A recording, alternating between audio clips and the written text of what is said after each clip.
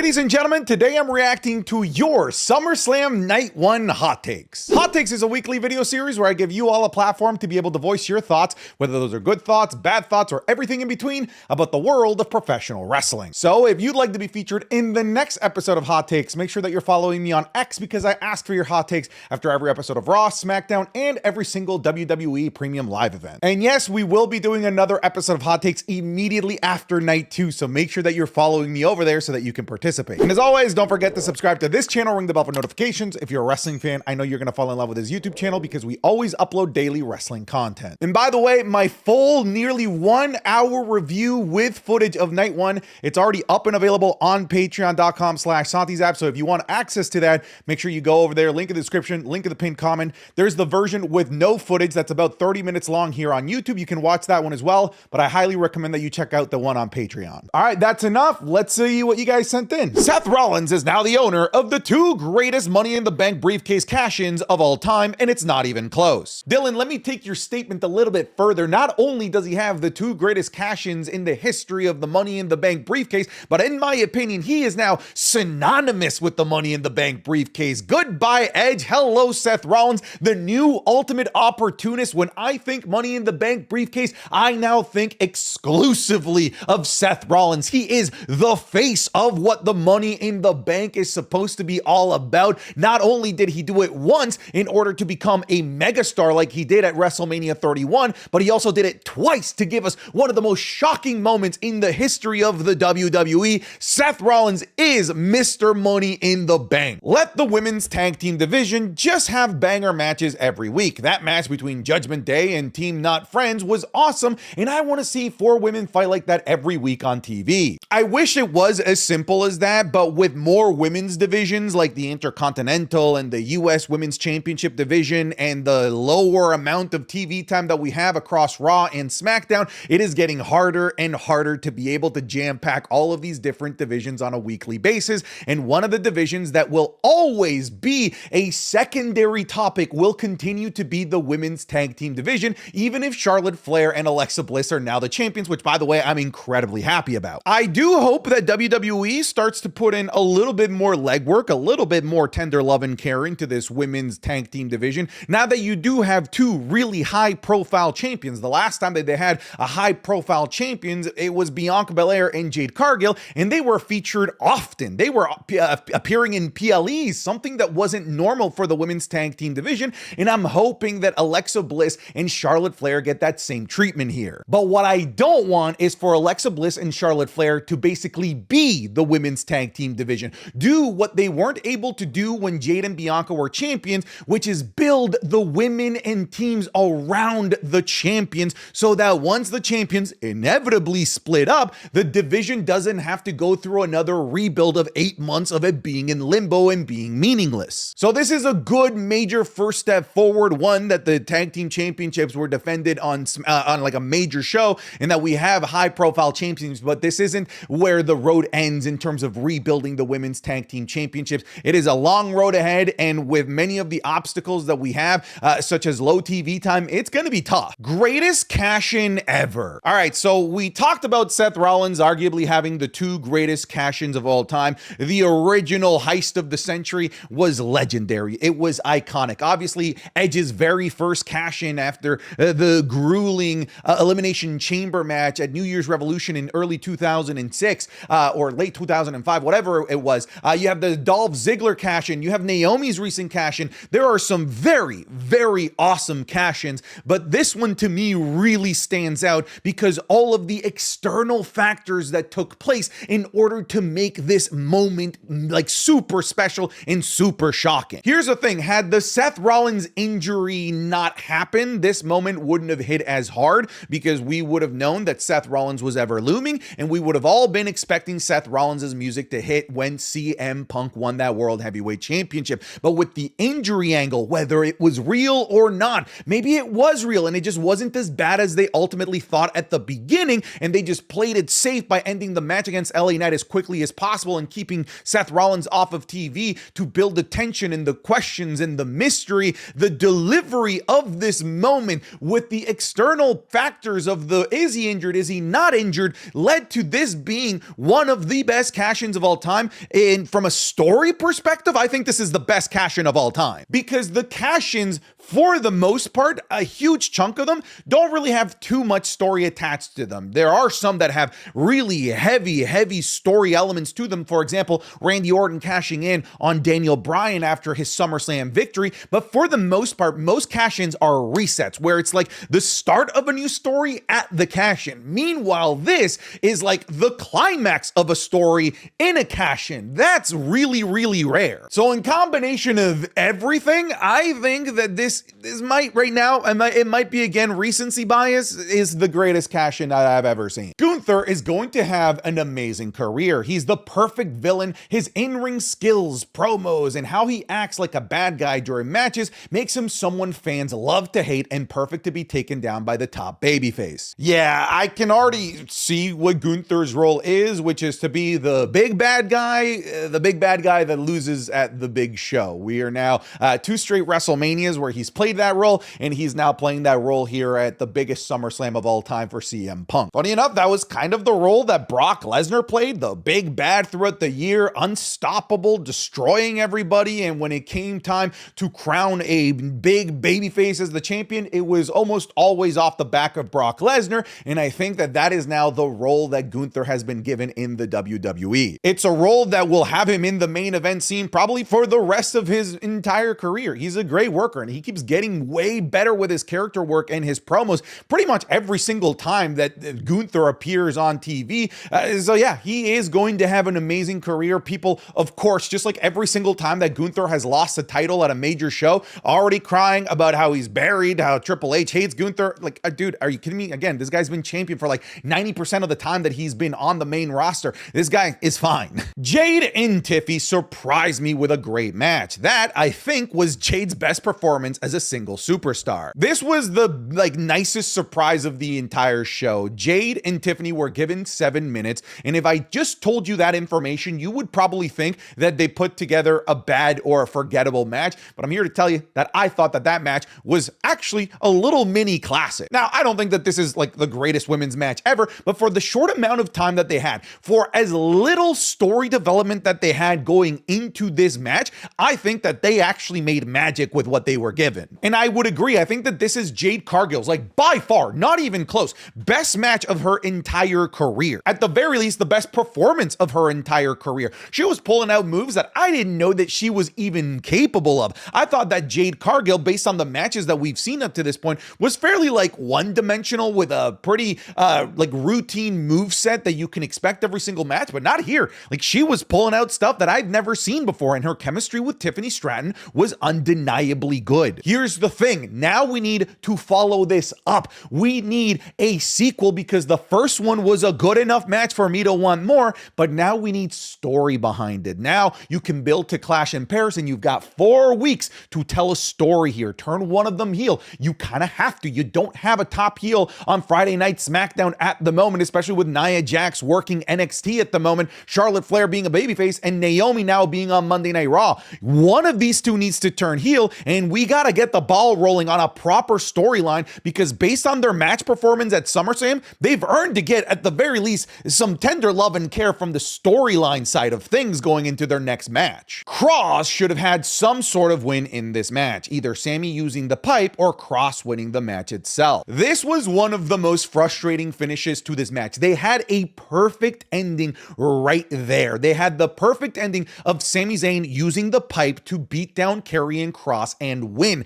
not necessarily signaling a Sami Zayn heel turn, but unlocking a new vicious side of Sami Zayn, a side that has been absent, an absence that prevented him from winning the World Heavyweight Championship. This story shouldn't have been about Karrion Kross getting Sami to prove that he was lying. It should have been about Karrion Kross unlocking the actual potential to win a World Heavyweight Championship for Sami Zayn. If Karrion Kross had have convinced Sami Zayn to use the pipe and lost the match, Karrion would have won psychologically, because he proved the world that he was correct. But also at the same time, Sami Zayn could have come out even better, because he's unlocked a new version of himself, that doesn't hesitate, which has been a big talking point in WWE and Cody Rhodes' storyline. A new version of himself that can actually go the distance and win the thing that he hasn't been able to win before the World Heavyweight Championship. The story was right there, and instead they went with the most generic ass, no, I'm too good of a good guy, I'm not gonna use the pipe,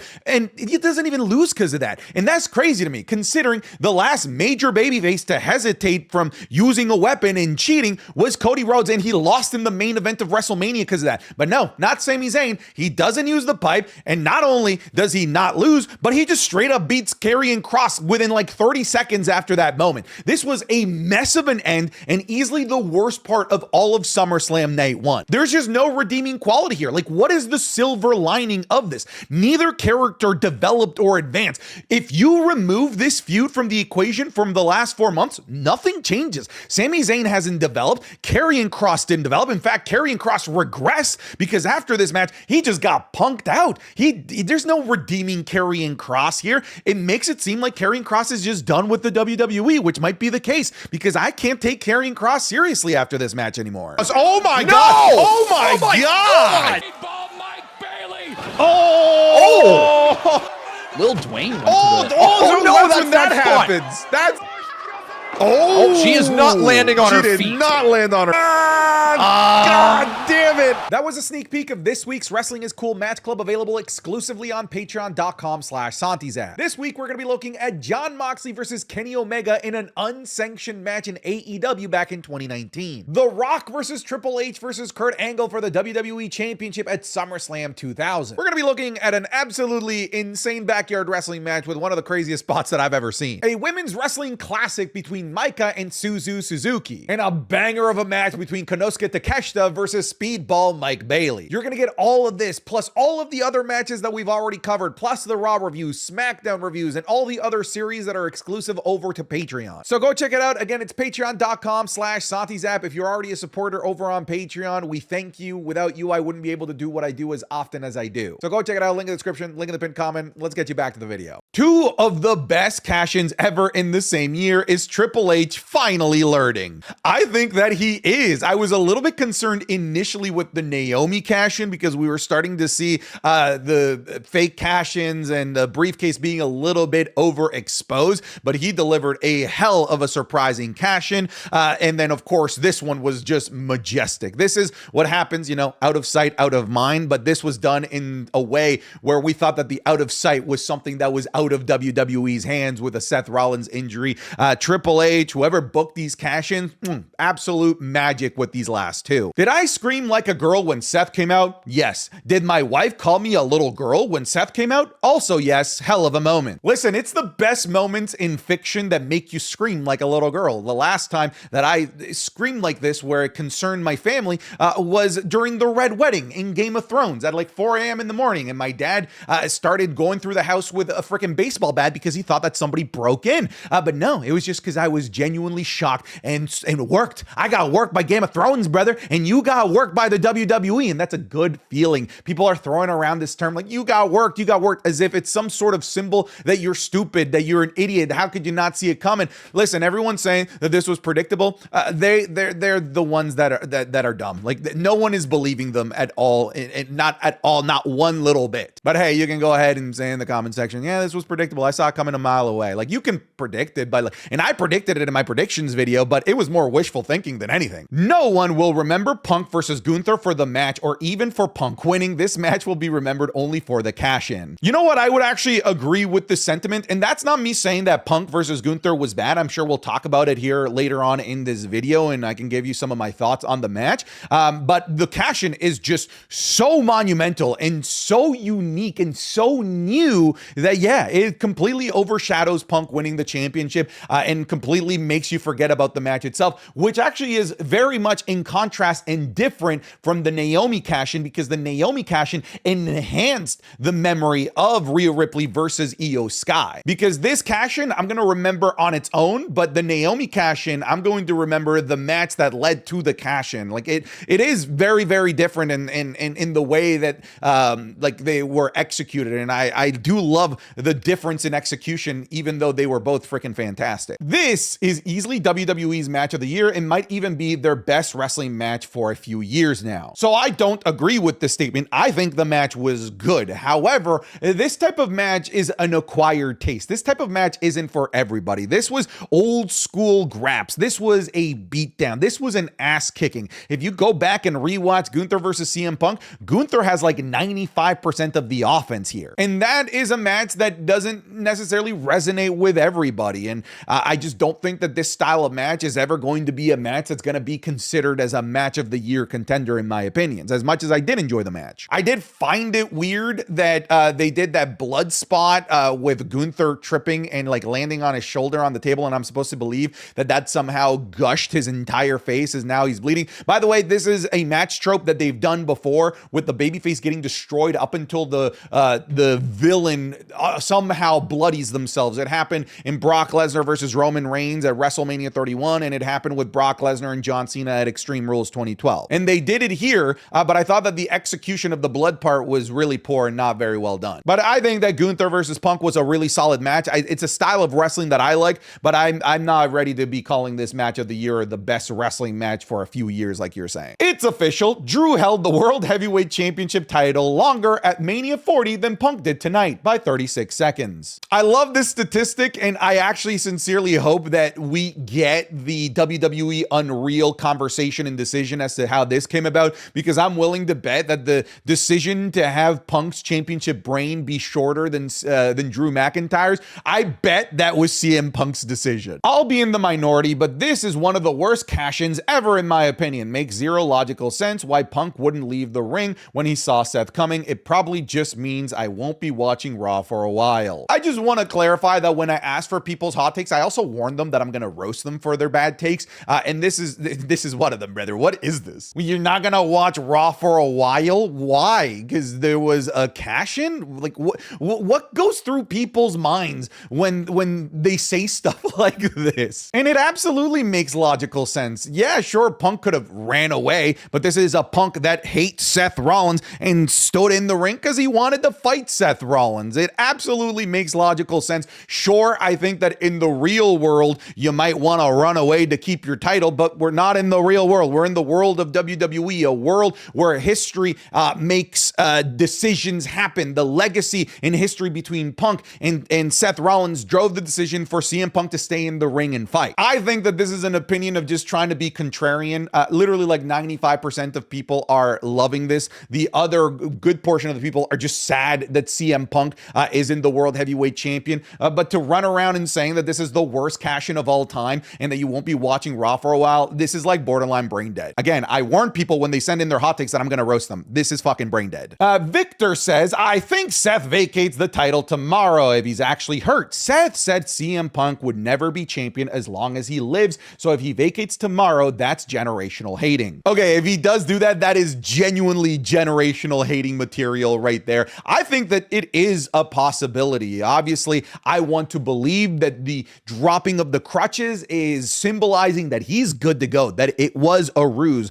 With Michael Cole calling it the ruse of the century, I want to believe that yes, this was a work from the beginning and that Seth Rollins really is fine. I want to assume that maybe there was a stinger, that he thought he was injured, and that maybe it wasn't as bad as originally believed, but they just made it seem like it was horrible for the sake of storytelling. That's what I'm telling myself at the moment. But if he does relinquish it, I would be really sad, obviously, because it means that we're not going to have Seth Rollins on TV, but oh my God, that would be hilarious. Production cut to Gunther a bit too early. He crawled under the table to razor himself, and they cut to him too soon as he was crawling back out. It was a bit far-fetched to begin with, but that made it more obvious. Regardless, still a great night overall. Yeah, the blood spot here with Gunther and CM Punk, that was not earned at all, in my opinion. Again, we've talked about this trope before, but I see people online saying it makes sense because Gunther has this real-life nose injury where he's going to have to take time off for surgery. That is apparently all very true. However, if you wanted me to buy into he hit his nose and now he's bleeding all over the place, then you needed to set the stage with commentary with it, or they needed to talk about it when it happened on commentary, which they didn't do. On top of that, he was clearly bleeding from the forehead, not the nose. So again, even though I'm trying to make sense of it, it still doesn't make sense. I thought that that was a really weird spot. Even though Seth cashed in tonight, I still don't think that his injury was a work. Seth didn't run down to the ring. He power walked. And when he cashed in, he did as little physical work as possible with Punk before winning. He really is injured. It's not as bad as we thought, though. Yeah, this could be a situation like the Jinder Mahal injury where Seth did get injured, but it wasn't like he completely exploded his knee, where he was still able to be on TV, walk around, do light physical work, but wasn't doing full-fledged matches. That is entirely a possibility. Obviously, we won't know the extent of this until we get to Monday Night Raw, and we'll see if Seth Rollins is booked for Clash in Paris or for any matches here on Monday Night Raw. But this, to me, is still a strong possibility that Seth Rollins really is genuinely injured,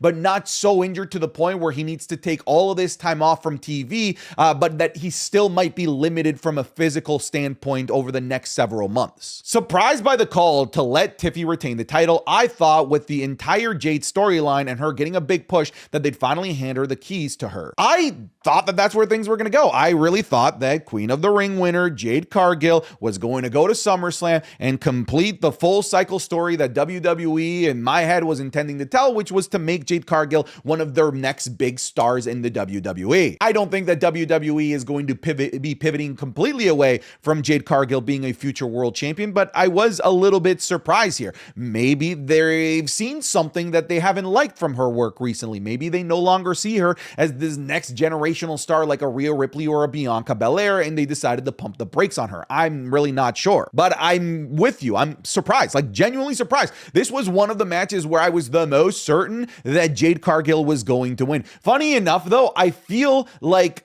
losing the Naomi aspect to the storyline may be part of the reason why they moved away from Jade Cargill, because the next big story for Jade Cargill, had she won the world championship, would have been the great story with Naomi. And now that that's removed, maybe they just didn't see a long-term storytelling path for a champion Jade Cargill at the moment, so they decided to pump the brakes. I don't know, though. I'm glad I'm eating my words. Jelly Roll did better than I could have ever imagined, and whether that injury angle was fake or not, it was genius. Yeah, Jelly Roll did his thing. I walked away from this match having a tremendous amount of respect for Jelly Roll because he clearly didn't phone this in. He clearly trained. He clearly cared about putting together as good a match as he possibly could, but obviously he was never going to put on this legendary match. But the moments that Jelly Roll got to shine, I thought that he shined the brightest when he got murdered by Logan Paul with that frog splash through the table from the top of the ring.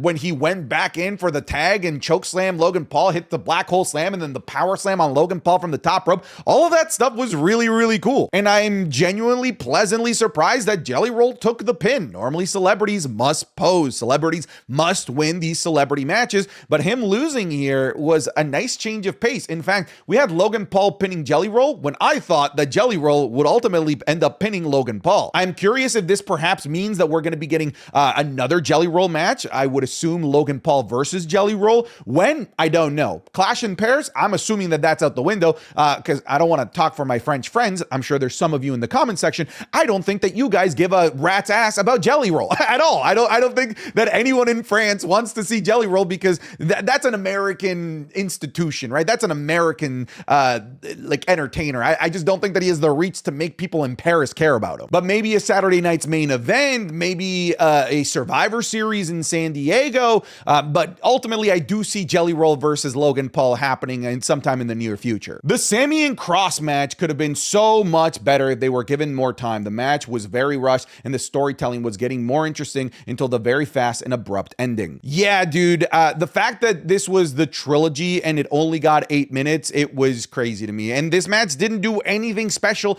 to like stand out, not even within the show, but within their own matches. This was as good a match as their match at Night of Champions, as their match on Monday Night Raw, and neither of those matches were particularly good. So they really didn't do much to impress us from an in-ring perspective. All they did was let us down from a story perspective. So everything about this match to me was a giant dud. I feel like Logan overperformed and was great, but personally, I don't want to see Jelly Roll again. He had few moments, but I feel like they should have just done Logan versus Jelly and had Drew and Randy do something else. Fair play to him for taking the table bump, though. Logan Paul is fantastic, and obviously people will reply to this video talking about how much they dislike Logan Paul Paul, how he's an outsider, how they hate everything about him, they think he's a scammer, all of this stuff about Logan Paul. But it is undeniable that when it comes to WWE, the guy is just simply amazing. The last two shows that he's been a part of, Money in the Bank and this, he's stolen the show. Like with his character,